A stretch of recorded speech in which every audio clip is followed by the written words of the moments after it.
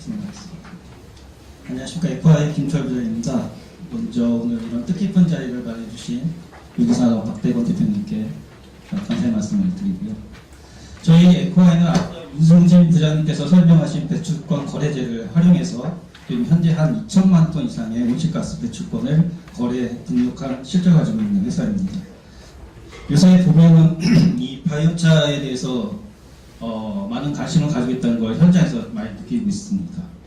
또 많은 그 해외 IB들이 저희 회사한테 이 바이오차를 활용한 탄소 배출권 거래에 대해서 문의를 해오고 있고 같이 이제 사업을 진행했으면 좋겠다 이런 제안도 해오고 있는 상황이기 때문에 오늘 뭐 많은 전문가분들께서 여러 가지 바이오차와 관련한 담론들을 이 자리에서 이제 말씀해 주실 것 같은데 이 자리를 통해서 바이오차의 보고 활성화에 큰 도움이 되는 기여할 수 있는 그런 기회가 되었으면 하는 바람을 가지고 있습니다. 저는 오늘 이 바이오차 관련 여러 가지 주제 중에서 바이오차를 기반으로 한 그 탄소 배출권 시장의 동향 그리고 바이오차를 그 탄소 배출권으로 등록하기 위해서는 어떠한 기준들이 지금 있는지에 대해서 이제 말씀드리고자 합니다.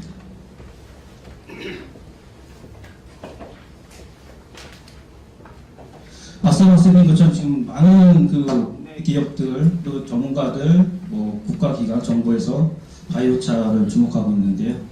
일단 이 바이오차를 왜 주목하고 있느냐를 설명하기 위해서는 아마 이 그림이 지금 필요한 것 같습니다. 지구의 온도 상승을 산업혁명 이전 기준으로 했을 때 1.5도씨 내로 그 온도 상승을 억제해야 된다. 이 1.5도씨를 유지해야지만 생태계의 안전성이 유지된다라고 많은 전문가들이 얘기하고 있고요. IPCC에서는 올해 6차 평가보고서뿐만 아니라 지난 2018년부터 꾸준히 이 1.5도씨를 유지하기 위한 전 국제적인 노력을 지금 요구하고 있는 상황입니다. 이 그림에서 보시는 것처럼 1.5도씨를 유지하기 위해서는 2050년도에 넷제로를 이렇게 달성을 해야 되는데 2050년에 보면은 아무리 저희가 여러 가지 수단을 통해서 온실가스 감축 노력을 하더라도 잔존하는 온실가스량이 있습니다. 그러니까 이거를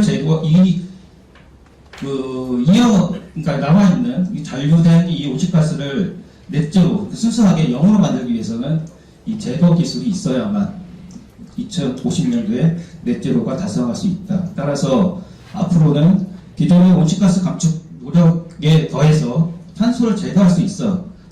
탄소를 제거할 수 있는 메커니즘이 앞으로는 계속 그 관심을 이렇게 요구밖에 관심이 많아질 것으로 저희는 예상하고 있습니다. 그러니까 기존에 전통적으로 저희가 그 탄소를 감축하는 수단은 사업장에서 1톤을 저희가 온실가스를 배출했다고 하면은 사업지 이외에 다른 뭐 재생에너지에 투자한다든가 그런 활동을 통해서 온실가스를 감축한 노력을 하죠. 그래서 실제로 이걸 1톤을 감축했기 때문에 그 1톤에 대해서 좀 전에 말씀하신 어떤 배출량에 대해서 일단 인정해주는 그런 메커니즘이 기존의 전통적인 그 옵셋 상세제도의 개념인데 그래서 보시는 것처럼 그래도 여전히 대기 중에는 1톤의 온실가스가 이산화탄소가 여전히 존재하고 있습니다. 하지만 그 탄소 제거 개념은 이 1톤을 토양이나 산림 또는 해양을 통해서 그 제거를 하기 때문에 1 빼기 1은 0이 되는 순수한 그 넷제로가 실현될 수 있습니다. 따라서 앞서 말씀드린 그 2050년 넷제로 달성을 위해서는 기존의 전통적인 어떤 상세를 풍화한 방법론에 더해서 탄소 제거 기술이 필요하다 이렇게 말씀을 드릴 수 있을 것 같아요. 이 부분에 대해서 가장 선제적으로 지금 사업을 관심 가지고 사업을 진행하고 있는 회사가 여러분이 잘 알고 계신 마이크로소프트사입니다. 마이크로소프트사는 그 SBT라고 해서 이제 과학기술 기반의 그 온실가스 감축 목표를 제시해서 그거에 맞춰가지고 기업의 온실가스 감축 노력을 하는 그런 대표적인 회사인데요. 마이크로소프트사 같은 경우는 2030년에 그 넷제로를 달성하기 위해서 지금 노력을 하고 있습니다. 마이크로소프트사 같은 경우도 초기에는 기존의 그 상세 제거를 통해서 이 넷제로를 달성하기 위한 노력을 진행을 했었습니다. 하지만 앞서 말씀드린 것처럼 실제적인 넷제로를 위해서는 탄소 제거를 통한 온실가스 감축이 필요하다라고 인식을 해서 2021년부터는 지금 계속해서 탄소 제거를 통한 탄소 배출권을 지금 사드리고 있죠. 그리고 지금 올해 발표한 걸 보면 약 10억 달러 정도 지금 관련 펀드를 조성해서 계속 지속적으로 이 탄소 제거를 통한 탄소 배출권 확보에 노력을 하고 있는 상황입니다. 그럼 이런 그 탄소 제거 어떤 기술을 중에서 왜 바이오차가 중요한지에 대해서 설명이 필요할 것 같습니다. 기본적으로 탄소 제거 기술은 크게 자연 기반의 탄소 제거 기술과 공학 기반의 탄소 제거 기술로 나눌 수 있습니다. 공학 기반의 탄소 제거 기술의 대표적인 게 그 직접적으로 그 대기에 있는 이산화탄소를 그 캡처하는 DAC 기술이 있고요. 그 다음에 바이오 에너지 공정에서 발생하는 이산화탄소를 제거하는 그런 기술들이 있는데, 뭐 다들 아시겠지만 이 두 기술의 경우에는 아직까지 그 기술 개발 수준이 아주 높지 않기 때문에 당연히 기술을 도입하기 위한 경제적인 비용이 지금 상당히 높습니다. 그래서 아직까지 경제적인 대안이라고 보기에는 좀 어려움이 있습니다. 그렇다면 이 자연 기반의 그 탄소 제거 기술에 대해서 좀 집중을 해봐야 되는데, 지금 산림이나 나머지 부분 같은 경우는 지금 장기간 소위가 얘기하는 100년 이상 탄소를 고정하고 제거할 수 있는 그런 기술이냐에 대해서 여러 전문가들 간에 약간의 그런 이견이 있습니다. 이에 반해서 이 바이오차 같은 경우는 지금 꾸준히 전문가들에 의해서 검증된 것이 적정 수준의 기술에서 생산한 바이오차는 100년 이상 땅속 또는 해양에 또는 안반에 탄소를 고정할 수 있다, 이렇게 얘기를 하고 있죠. 따라서 저희가 봤을 때는 이 다양한 탄소 제거 기술 중에 이 바이오차가 가장 대규모로 탄소를 제거할 수 있는 대안이 아닐까 이렇게 생각을 하기 때문에 저희 회사도 지금 열심히 이 관련 사업을 일으키기 위해서 도입하기 위해서 노력하고 있습니다. 그러면 지금 국내에서는 아직 이제 얼리 스테이지이기 때문에 이 탄소 제거와 관련된 배출권 시장이 그렇게 크게 지금 보이지가 않고 있지만은 지금 해외에서는 자발적 시장 중심으로 해서 지금 바이오차 기반의 탄소 배출권이 시장에서 지금 거래되고 있고, 많은 기업, 앞서 말씀드린 마이크로소프트사를 비롯한 많은 기업들이 그런 배출권들을 좀 사들이고 있죠. 가장 대표적인 게 이제 피어다로스와 그 카본 피처라는 회사인데요. 피어다로스는 이제 2019년도에 처음으로, 전 세계 처음으로 바이오차 기반의 탄소 시장을 지금 개설을 했습니다. 그래서 이런 노력을 인정받아서 작년에는 나스닥에서 이 피어다로스를 인수해갖고 지금 현재 피어다로스의 제1주주가 이제 나스닥이 됩니다. 또한 나스닥이 이 피어다로스를 인수하면서 그 매달 나스닥에서 뒤에서 이제 다시 한번 말씀드리겠지만은 이 피어다로스에서 거래되는 바이오차 기반의 탄소 배출권의 가격을 공시를 하고 있거든요. 그러니까 그 가격이 이제 전문적인 앞으로 바이오차 기반의 탄소 배출권의 어떤 기준 가격이 될 것으로 저희는 보고 있습니다. 이에 반해서 이제 카본 피처 같은 경우는 이제 EMC라고 해서 유로피안 바이오차 서티피케이트를 기반으로 한 거기서 발행된 시싱크라는 배출권을 거래하는 시장입니다. 주로 이제 카본 피처 같은 경우는 북미 그리고 북유럽에서 많이 이제 거래가 되고 있는 상황입니다. 제가 앞서 말씀드린 것처럼 나스닥에서는 매달 그 바이오차 기반의 탄소 배출권 가격을 고시하고 있습니다. 그걸 저희가 이제 CORC라고 하는데요. 그래프를 보시는 것처럼 지금 지난달, 그러니까 11월 달 가격을 보면은 약 140유로 정도 지금 탄소 배출권이 거래되고 있습니다. EU ETS 시장이 지금 80유로 정도 지금 거래가 되고 있고요. 앞서 이렇게 설명해 주셨지만 국내 K ETS 시장에서 지금 한 15,000원 정도에서 배출권이 거래되고 있는 걸 되게 보면 상당히 고품질, 고가의 탄소 배출권으로 지금 바이오차 기반의 탄소 배출권이 인정받고 있다는 걸 보실 수 있을 것 같습니다. 2020년에 처음 바이오차 CORC가 이제 시장에 등재되고 거래될 때만 해도 $20 정도 수준이었는데 지금 현재 140유로 정도 되니까 한 6배 이상 지금 증가된 걸 보이고 있고, 전체 그래프도 우상향되고 있기 때문에 앞으로도 바이오차 기반의 탄소 배출 시장에서 상당히 높게 평가될 것으로 저희는 바라보고 있습니다. 이런 그러니까 바이오차 기반의 탄소 배출권이 시장에 거래되기 위해서는 기본적으로 탄소 배출권이 이제 등록이 되고 그것이 이제 인증을 받아야 이제 가능하겠죠. 그러기 위해서는 크게 이제 세 단계로 이제 배출권에 등록되는 과정이 이루어지게 되는데요. 첫 번째는 이제 사업을 등록하는 단계, 그 다음에 제대로 탄소 배출권이 지금 거기서 확보되고 있는지, 제거되고 있는지를 확인하는 검증 단계. 그다음에 최종적으로 이 탄소 배출권을 발행하는 단계로 이제 구분할 수 있을 것 같습니다. 제일 중요한 게 이제 등록 단계에서는 일반적으로 뭐 다른 그 온실가스 감축 수단들도 마찬가지지만 시설 기준 이런 것들이 되게 중요합니다. 특히 이제 바이오차 같은 경우는 350도 이상의 고온 열분의 시설에서 이 바이오차가 생산돼야지만 앞서 말씀드린 100년 이상의 탄소 보존 효과가 있다.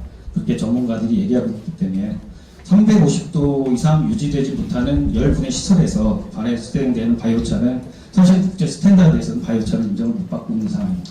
따라서 저희처럼 이 바이오차 관련한 이런 탄소 배출권에 관심을 가지고 사업을 진행하는 입장에서는 이런 기준들에 맞는 그런 시설, 공법들을 저희가 우선 선제적으로 이제 검토할 수밖에 없는 상황입니다.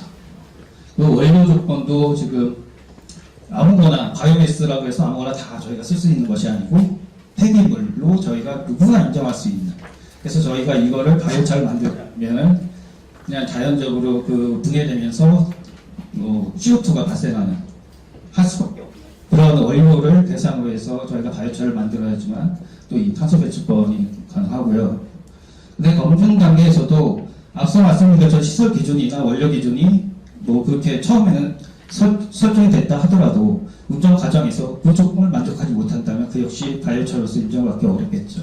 그래서 생산 조건들, 특히 이제 온도 조건이 될 것 같습니다. 그다음에 바이오차의 성상, 그래서 그 안에서 이제 뒤에서 구체적으로 말씀드리겠지만 HC 비율이나 탄소 함량들, 52율 이런 것들 그런 것들이 중요하고, 그다음에 실수요처 같은 경우도 기본적으로 바이오차가 생산됐을 때 그것이 탄소 보존의 효과를 내기 위해서는 정해진 수요처, 그러니까 저희가 이제 주로 쓰는 게 이제 토양 아니면 이제 건설 자재들, 그러니까 바이오차가 거기에 활용되었을 때 어떤 그 외부의 충격 없이 온전하게 탄소를 저장할 수 있는 그런 목적 하에서만 바이오차를 활용이 가능하기 때문에 그런 실수요처 조건들도 중요합니다. 발행 단계는 뭐 딱히 바이오차 탄소 배출권에서 달라지는 건 없고요. 앞서 말씀드린 것처럼 전체적으로 시장에서 탄소 배출권의 가격이 이제 어떤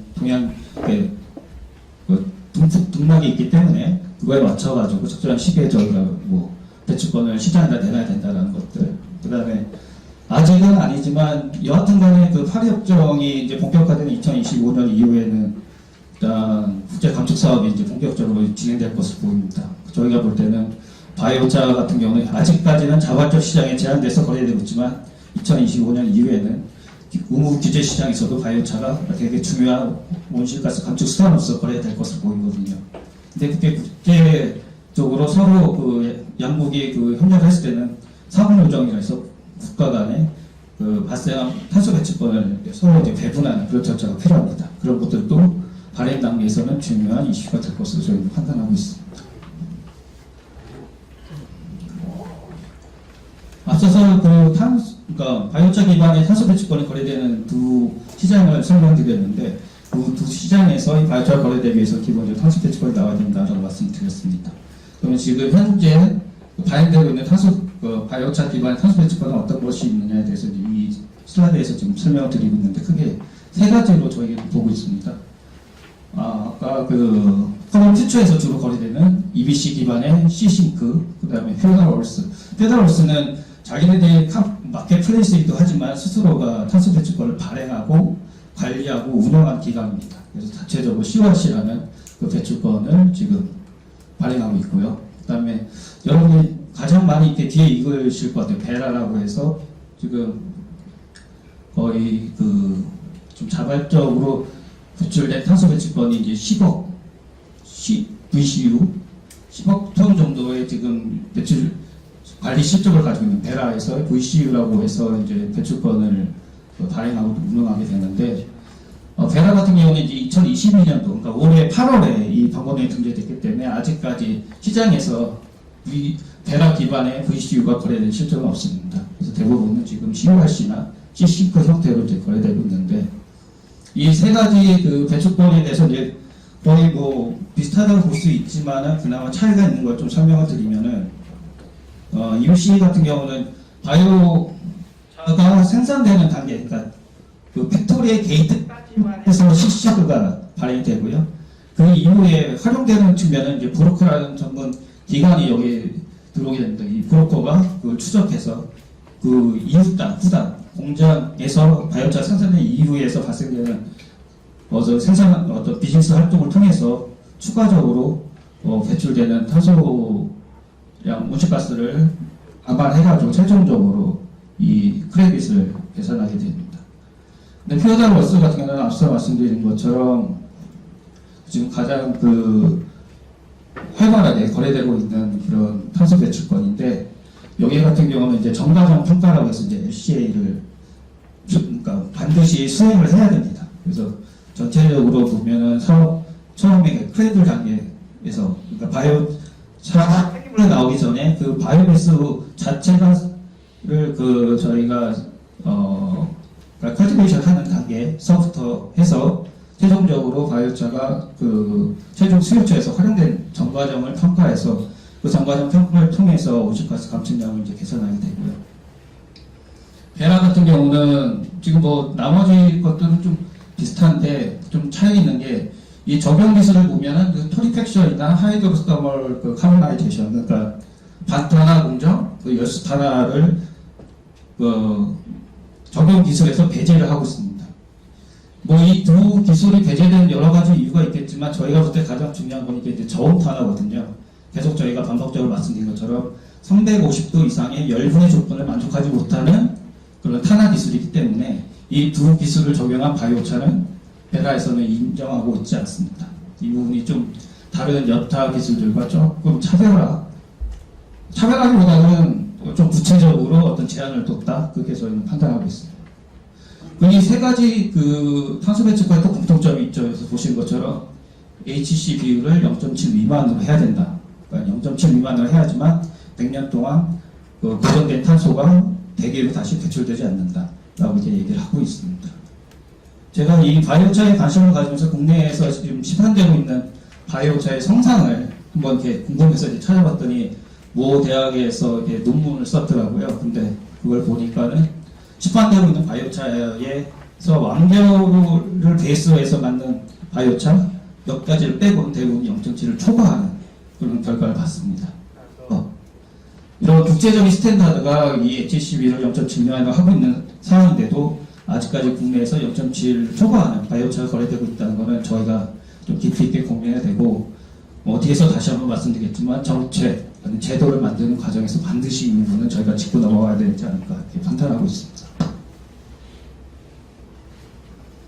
지금 이제 가장 최근에 이 방문에 등재되어 있기 때문에 저희가 봤을 때는 기존의 모든 그 바이오차에 대해 관련한 기준들을 집대서 한 기준이 베라의 기준이라고 저희는 생각을 하고 있거든요.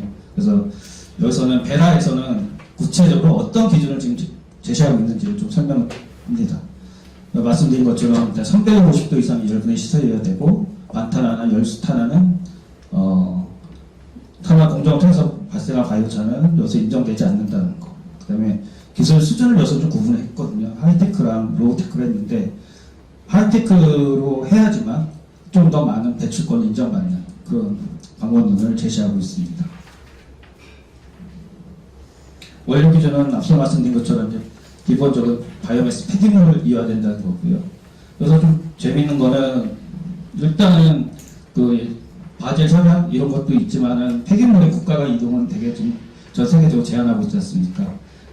여기 베라에서도 마찬가지로 그런 폐기물의 국제 간 이동을 제한하기 위해서 바이오매스 폐기물을 수입해서 저희가 국내에서 바이오차를 생산한 경우에는 역시 인정을 못 받습니다. 단지 원목을 해에서 수입해서 그 원목을 프로세싱하는 과정에서 발생된 폐기물을 가지고 바이오차를 만드는 경우에는 바이오차로서, 그러니까 바이오차 기반의 탄소 배출권으로서 인정하고 있다. 이게 조금 저희가 생각을 해봐야 될 부분으로 보입니다. 그 주로 사용되는 그 바이오스 원료는 농업, 바이오스 폐기물, 그다음에 산림 목재, 축산 분뇨. 지금 저희 나라에서도 이 축산 분뇨가 요새 되게 핫한 것 같은데요. 이 세 가지가 크게 지금 바이오차의 원료로서 지금 각광을 받고 있기 때문에 이러한 원료 기준을 살피고 저희가 사업 초기 단계에서부터 설계를 해 나가야 된다. 저는 그렇게 보고 있습니다. 방법론이 적용이 안 되는 거는 일단 이게 탄소를 고정하는 거기 때문에 이거를 연료로 쓰게 되면 뭐 연료를 그 연소하는 과정에 식도가 발생하지 않습니까? 그렇기 때문에 NA 생산 목적의 바이오차는 이 방법론에서 적용이 안 되고요. 그다음에 제철소 환원제로 많이 이 바이오차를 활용되고 있습니다. 근데 그 경우도 바이오차가 환원제로 들어가면서 이제 산화되기 때문에 그 역시도 일단 이 방법에서는 제외가 되고 있습니다. 그러면은 실제적으로 뒤에서 제가 알기로는 그 박대호 대표님이 오시가스 감축량 그 산정에 대해서 한번 설명하신 걸로 제가 봤는데 일단 기본적인 내용들 아주 가장 그 단순한 부분에서 제가 이제 어떻게 탄소 그 제거량을 산정하는지 이 그림에서 좀 보여드리려고 하고 있는데요. 크게 보면은 바이오차 생산량, 그 다음에 바이오차의 탄소 성분, 그 다음에 바이오차가 100년 이후에 어느 정도까지 남아있을 것이냐는 이 세 가지 팩터를 통해 가지고 탄소 제거량을 베라 방법에서는 산정하고 있습니다. 근데 가장 중요한 거는 어차피 그 바이오차 생산량, 그 다음에 바이오차의 그 탄소 성분은 랩에서 아니면 현장 계측기를 통해서 저희가 정보를 얻을 수 있습니다. 하지만 그 마지막에 말씀드린 100년 후에 어느 정도 탄소가 남아 있을 것이냐를 산정하는 것은 이제 이 베라에서는 IPCC 기준을 토대로 해서 제안하고 있는데요. 600도씨 이상 고온 열분해 같은 경우는 89% 정도 100년 후에 남아 있다고 해서 이제 가장 높게 그 효과를 인정해주고 있습니다. 350도 이상 450도에서 0.65 정도 적용하고 있는데요. 그러니까 이 부분은 앞서 말씀드린 두 가지 기술 중에 하이테크 기술에 대해서는 이렇게 적용하고 있고요. 만약에 충분하게 컨트롤되지 않는 공장에서 발생하는 바이오차다. 그러면 저희가 이제 로우테크라고 얘기하고 있는데 이 경우에는 디폴트 가스를 0.56. 그러니까 실제적으로 보면 한 30% 이상 차이가 나죠. 그래서 뭐 이렇게 보나 저렇게 경제적으로 보나 아니면 환경적으로 보나 그러니까 바이오차 생산한다 그러면 이 베라에서 제안하고 있는 하이테크로 일단은 생산 공정을 잡는 것이 유리하다. 저는 그렇게 보고 있습니다. 이제 마지막 결론을 말씀드리겠습니다. 일단 넷제로 달성을 위해서는 탄소 제거를 해야 되고 탄소 제거의 가장 현실적인 대안으로서 바이오차가 각광받고 있다고 이제 앞서서 제가 설명을 드렸습니다. 하지만은 지금 바이오차를 탄소 배출법을 만들기 위한 글로벌 스탠다드가 엄연히 존재하고 있거든요. 존재하고 있는데 아직까지도 우리나라는 이 글로벌 스탠다드에 적합한 국내 기준이 있느냐 또 그런 기준에 맞춰서 지금 시장이 형성되어 있느냐 그렇지 못한 제품들이 시장에서 이 바이오차에 대한 어떤 시각들을 좀 교란시키고 혼선을 주고 있지 않느냐 그런 문제점도 있습니다. 따라서 글로벌 스탠드에 맞는 제도 정비 그거에 부합한 어떤 여러 가지 방법론 개발이나 어떤 배출법에서의 어떤 배출법을 확보하기 위한 기준들을 그런 제도를 정비해 나가는 게 앞으로 더 필요할 것으로 생각하고 있습니다. 감사합니다.